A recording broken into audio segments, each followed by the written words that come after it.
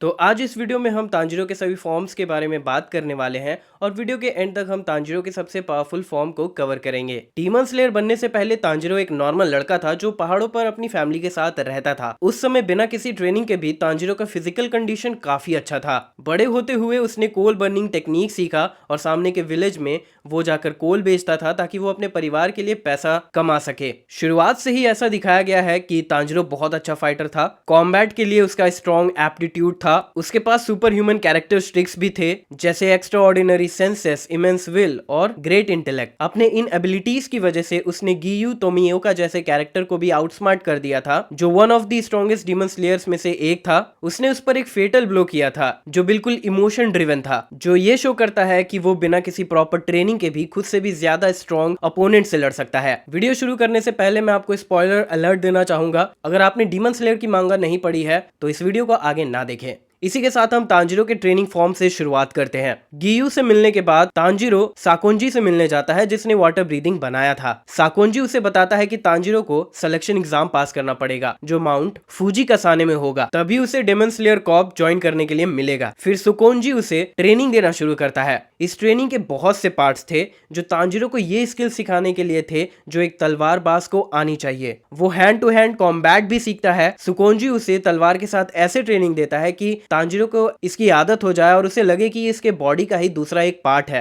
एक साल ट्रेनिंग करने के बाद तांजीरो खुद से ट्रेनिंग करने लगता है ताकि वो उस बड़े से बाउल्डर को तोड़ सके अपने स्वॉर्ड की हेल्प से। पहले तो वो काफी स्ट्रगल करता है, फिर वो साबितो और माकुमो से मिलता है। साबितो उससे बार बार ट्रेनिंग स्पार करता था और माकुमो उसे उसकी कमियां और तांजीरो के टेक्निक में अननेसेसरी मूवमेंट्स को करेक्ट करवाती थी। उनकी मदद से वो फाइनली बाउल्डर को तोड़ देता है और वाटर स्टाइल मास्टर कर लेता है, जिसके बाद वो सिलेक्शन एग्जाम में जाता है जहां वो हैंड डीमन से फाइट करता है, जो उस माउंटेन में मौजूद सभी डीमंस में सबसे ज्यादा पावरफुल था, जिसने 50 से भी ज्यादा ह्यूमंस को खाया था, जिससे पता चलता है कि तांजीरो कितना टैलेंटेड था। अब बात करते हैं उसके डीमन स्लेयर फॉर्म की। डीमन स्लेयर बनने के बाद शुरुआत में तांजीरो सिर्फ वाटर ब्रीदिंग पर ही रिलाई करता था, जिसके उसने सभी 10 फॉर्म्स को मास्टर कर लिया था। उसके पहले मिशन में उसे एक टाउन में भेजा जाता है जहां पर एक डीमन बहुत सी लड़कियों को किडनैप किए जा रहा था। वो डीमन के लोकेशन को पिन पॉइंट कर लेता है और वाटर ब्रीदिंग स्टाइल यूज करने के लिए तैयार हो जाता है, पर वो स्वॉर्म डेमन के 2 और बॉडीज को देखकर सरप्राइज्ड हो जाता है। फिर वो वाटर ब्रीदिंग का 8th फॉर्म यूज करने के लिए स्विच कर जाता है,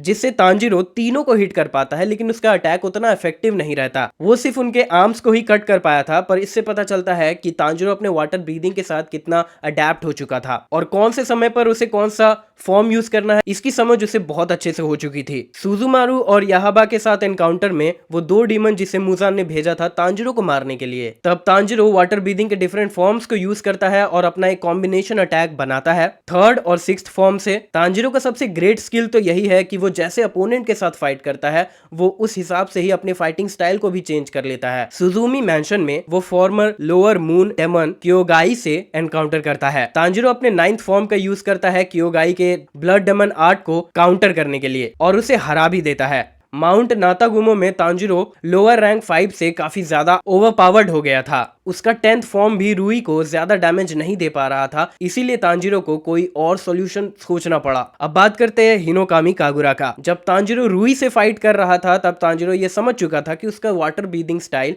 ऐसे पावरफुल एनिमीज को हराने के लिए काफी नहीं है। तभी उसे अपना एक पास्ट याद आता है जिसमें वो अपने डैड का एक डांस याद करता है जो उसकी फैमिली में पास डाउन किया गया था, जो एक ब्रीदिंग स्टाइल की तरह था। वो डांस 12 सेगमेंट का था जो पूरे रात से लेकर सुबह तक रिपीट होता था। तांजीरो का फादर ये नोट करता है कि जैसे ब्रीदिंग स्टाइल को इस डांस में यूटिलाइज किया गया है तो ये यूजर को अलाउ करती है कि वो जितना भी मूव करे वो थकेंगे नहीं और ऐसा लगेगा कि वो हमेशा डांस करते रह सकते हैं। ये याद करने के बाद तांजीरो पहली बार हिनोकामी कागुरा यूज करता है, जिससे वो रूई को थोड़ा ओवर पावर कर पाता है। ये सीन भी काफी अमेजिंग था जो सॉलिडिफाई कर रहा था कि तांजीरो एक ऐसा डेमन स्लेयर है जो ऐसे स्किल्स पा सकता है जो मुजान को भी हरा सकता है। तो अब बात करते हैं टोटल कंसंट्रेशन ब्रीदिंग कांस्टेंट। रूई के स्पाइडर फैमिली को हराने के बाद तांजीरो, इनोसके और जेनिस्के जुजुत्सु तीनों टोटल कंसंट्रेशन ब्रीदिंग के ट्रेनिंग को शुरू करते हैं, जिससे उनका फिजिकल एबिलिटी और बढ़ गया। तांजिरो लोअर मून रैंक 1 एनमू से फाइट करने में केपेबल था। तांजिरो एनमू के स्पेल्स को काउंटर करने के लिए लड़ाई के बीच में ही सोल्यूशन सोच लेता है। उसका विल पावर भी इतना स्ट्रांग था कि वो बार बार अपने सपने में सुसाइड किए जा रहा था ताकि वो होश में आ सके। इससे ये पता चलता है कि तांजिरो मेंटली भी और स्ट्रांग हो चुका था। इनोस्के की मदद से तांजिरो लोअर रैंक 1 को हरा देता है। फ्लेम हाशिरा के लास्ट वर्ड्स भी तांजिरो के लिए काफी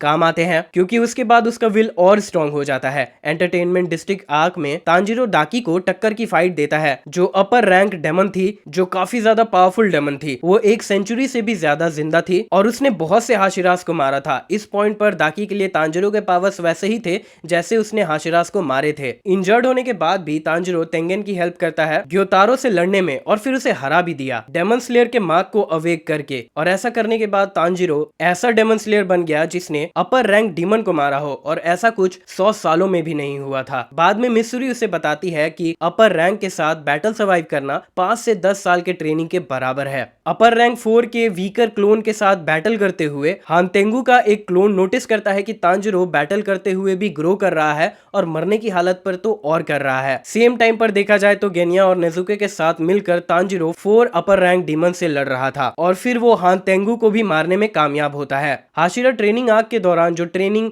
तांजिरो को मिलती है उससे उसकी फिजिकल एबिलिटीज और बूस्ट कर जाती है, जिससे वो डेमन काइंड के साथ फाइनल फेस ऑफ करने के लिए तैयार होता है। इन्फिनिटी कैसल आर्क के दौरान तांजिरो का ग्रोथ शुरुआत से लेके अब तक शो किया गया। उसने बहुत से डीमंस को तुरंत मार दिया जो लोअर रैंक के बराबर थे, और फिर गियू उसकी तारीफ करता है कि अब उसके स्किल्स एक हाशिरा लेवल के हो चुके हैं। उसके स्किल्स का फिर से डिस्प्ले किया जाता है जब वो आकाजा से लड़ता है इक्वल ग्राउंड्स पर। और उसी फाइट में बाद में डेमन स्लेयर मार्क मिलने के बाद और ट्रांसपेरेंट वर्ल्ड को देख पाने की एबिलिटी को पाने के बाद तांजिरो गियू को बचा लेता है और आकाजा को हरा देता है। अब बात करते हैं सन गॉड तांजिरो की। मांगा के फाइनल आर्क में जहां सभी बचे हुए हाशिरा मुजान से लड़ रहे थे, वहीं तांजिरो कोमा में चला जाता है, जहां वो फिर से यूरोइची के बारे में सपना देखता है और सुमियोशी के बारे में भी। दोनों की दोस्ती की वजह से ही कामाडो फैमिली हिनोकामी कागुरा सीख पाया था और इसे पास डाउन भी किया। तांजिरो यूरोइची को सभी 13 सन ब्रीदिंग टेक्निक्स परफॉर्म करते हुए देखता है, जिससे उसे रियलाइज होता है कि उसके हिनोकामी कागुरा में बहुत से अननेसेसरी मूवमेंट्स हैं। होश में आने के बाद लड़ाई करते हुए वो इन्हें करेक्ट करने का भी ट्राई करता है। इसके बाद वो अपने अटैक्स को बस सन ब्रीदिंग ही नाम देता है। सन ब्रीदिंग के प्योरेस्ट फॉर्म्स को देखने के बाद तांजिरो समझ गया था कि उसके कागुरा मूव्स उतने इफेक्टिव नहीं है जितने होने चाहिए थे। हिनोकामी कागुरा से सन ब्रीदिंग में स्विच करने के बाद तांजिरो हिस्ट्री के सबसे स्ट्रॉन्गेस्ट डेमन मुजान को टक्कर की फाइट देने लगता है। सन ब्रीदिंग का यूज करते हुए वो मुजान को इंजर कर पाने लगा और अपने दोस्तों की मदद से उसने उसे हरा भी दिया। अब बात करते हैं डेमन किंग तांजिरो की। मुजान के साथ बैटल एंड होने के बाद मुजान अब भी जीना चाह रहा था, इसीलिए वो तांजिरो को डेमन बना देता है। मुजान अपने फीलिंग्स और एबिलिटीज को तांजिरो को पास ऑन कर देता है ताकि वो उसके सपने को पूरा कर सके डेमन किंग बनने का। पर तांजिरो तुरंत ह्यूमन भी बन जाता है तामायो के ड्रग की मदद से। तांजिरो बस थोड़ी देर के लिए ही डेमन बना रहा था, पर इतनी देर में उसने जो पावर शो किए वो बहुत ही लाजवाब था। यूशिरो बताता है कि तांजिरो का बायोलॉजिकल पोटेंशियल नेजुको और मुजान से भी ज्यादा था। वो और भी ज्यादा इवॉल्व कर सकता था अगर वो मुजान के ब्लड को और ज्यादा एक्यूमुलेट करता तो वो मुजान से भी ज्यादा स्ट्रॉन्ग बन जाता और इसके रिजल्ट में वो यूरोइची से भी ज्यादा पावरफुल बन जाता। तांजिरो के स्क्रीम लाइटनिंग और शॉक वेव क्रिएट कर सकते थे। इस टेक्निक से उसने इनोस्के जेनेसु और गोतो को पुश कर दिया था जब वो उसे पकड़ने की कोशिश कर रहे थे, पर नेजुको उसे पकड़े रख पाई थी। मुजान जिसकी रीजेनरेटिव एबिलिटी काफी ज्यादा फास्ट थी, डेमन किंग के ब्लड को पाने के बाद ताकि रीजेनरेटिव एबिलिटी भी काफी ज्यादा फास्ट हो जाती है। कियू नोट करता है कि इस एबिलिटी के साथ और सनलाइट से इम्यून होने की वजह से तांजिरो किसी भी तरह के फिजिकल हार्म से इम्यून हो चुका है। पहली बार ट्रांसफॉर्म करने के बाद तांजिरो सनलाइट से जल जाता है जैसे अदर डेमन्स होते थे, लेकिन वो बहुत ही जल्द इसके लिए रेजिस्टेंस डेवलप कर लेता है, जिससे वो डे लाइट में भी बिना कोई